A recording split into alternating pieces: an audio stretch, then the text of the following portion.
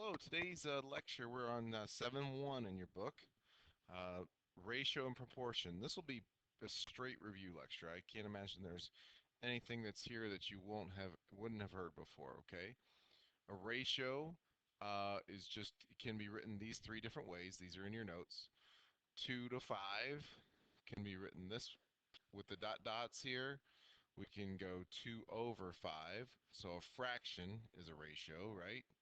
And then 2, and actually put the word 2, 5 down here in number 3. Okay?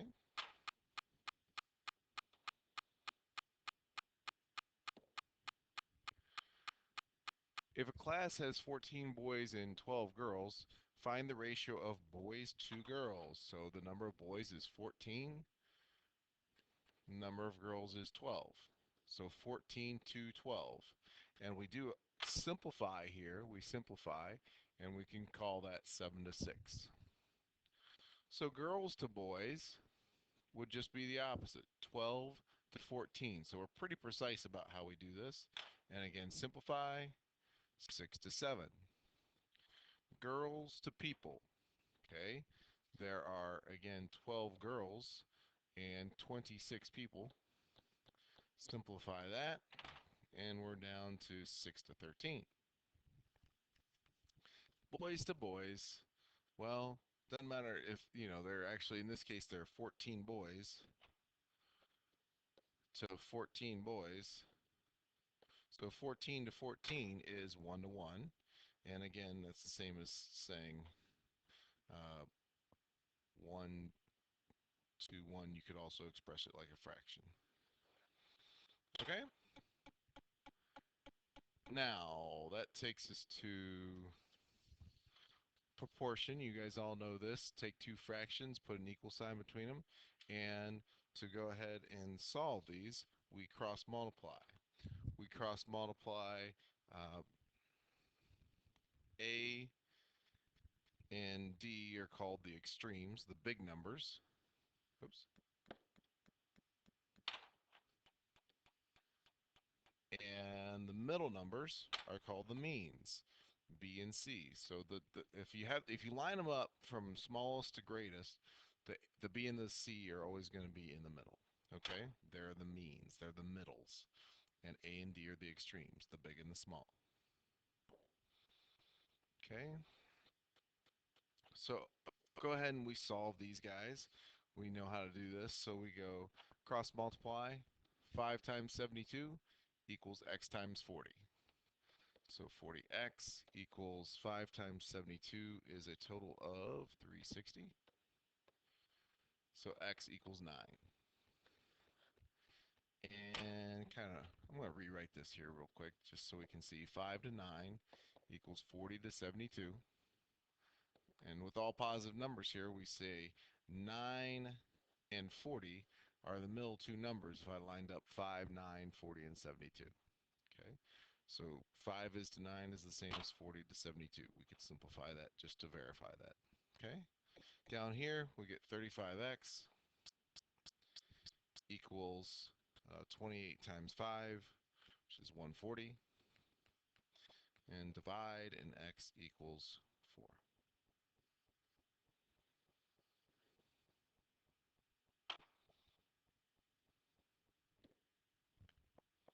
Example 3. Keep practicing here. So we get 25x equals 60. And this time we don't get a nice number. We get 60 over 25. And we say what number goes into both of those? Well, 5 goes into both of those. 5 goes into 25 5 times.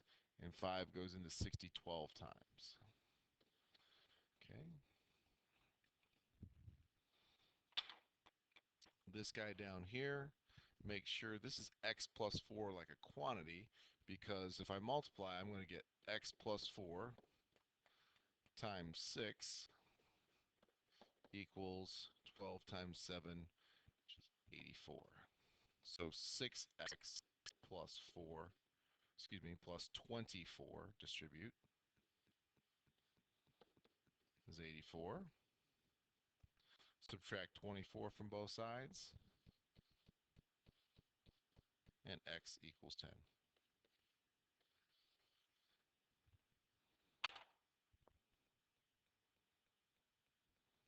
All right.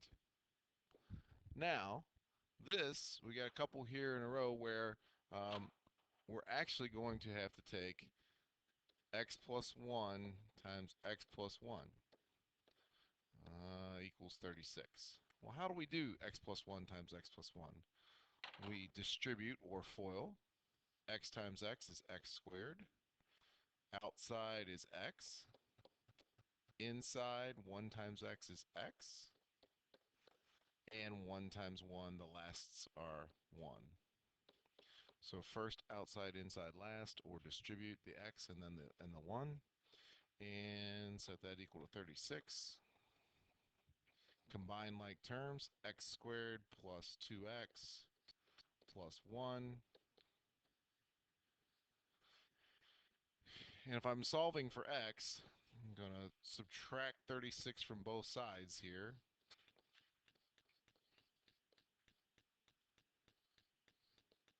And if worse comes to worse, when I look at that quadratic equation, first thing I know is because I have x squared, I have two solutions.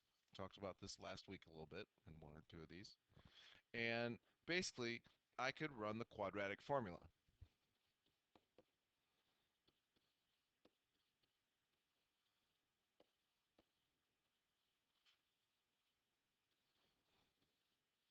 To find my two solutions for x if I couldn't think of anything else to do. But in this case, I want to think of things that multiply to get to 35 and add to get to 2. So negative 35, if you will. So let's make a list for 35. 1 times 35, 7 times 5. Hey, look at that. 7 times 5, I can get those to multiply to negative 35, and I can get them to add to positive 2. So I'm going to rewrite this as, I'm going to go ahead and work right here. We got x plus 7 and x minus 5. Those add up to positive 2, and 7 times negative 5 is negative 35. So that works.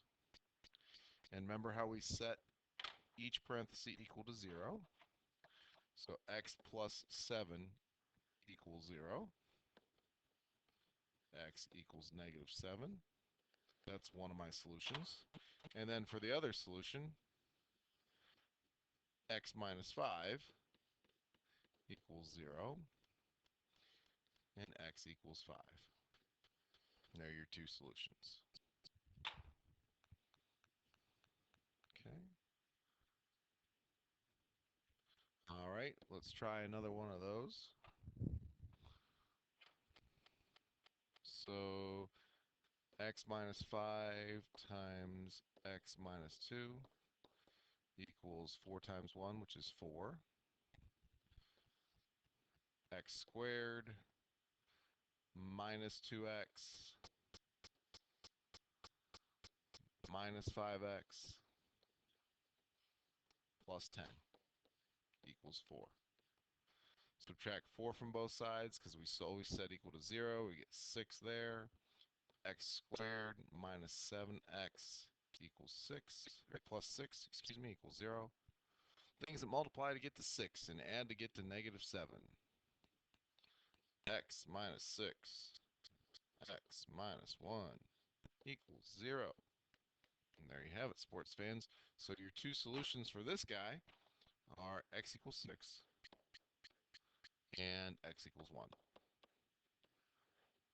Okay, so we're getting a little algebra practice here along with our ratio and proportions and solving for x this way.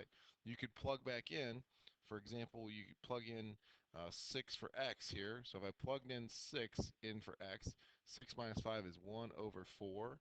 And that should be the same as 1 over 6 minus 2. 6 minus 2 is 4. Yay! They're the same or they would be similar either way.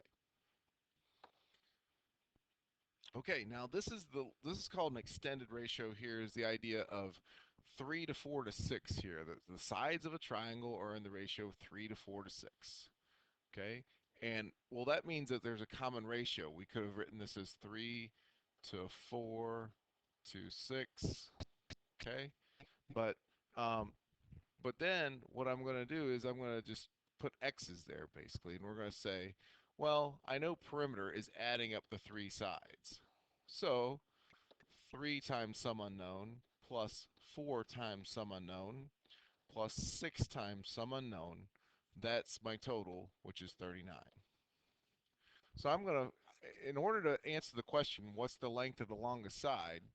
Well, 6 times some number, this is going to be my longest side, but I got to find out what x is to do this problem. So combine like terms, 3 and 4 and 6. 7 and 6 is 13x. Divide, and x equals 3. Doesn't answer the question yet. Now the last thing I have to do is go 6x equals 6 times 3 equals 18. So 18 answers the question of the longest side. Okay? That's your ratio and proportion lesson. Hope you're having a great day, and we'll talk to you soon.